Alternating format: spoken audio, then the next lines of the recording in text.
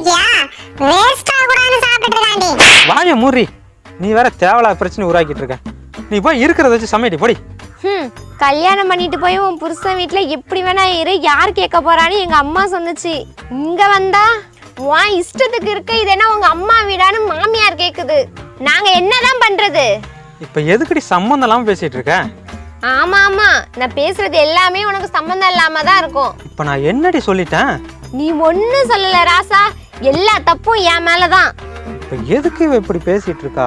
புரியலையா உணர? உன்னை போய் சமைக்க சொல்றாயா? அதுக்குதான் இவ்வளவு ஊத்தடிச்சிட்டு இருக்கான். மாமா. என்னம்மா, நீ சமைக்க போறியா? இல்ல, கடைசியில அந்த பாயாசம் மறந்துடாதீங்க. அப்படியே 2 சொட்டு பாயசம் சேர்த்து போடா, சாப்பிடும் போதே சாவட்டும்.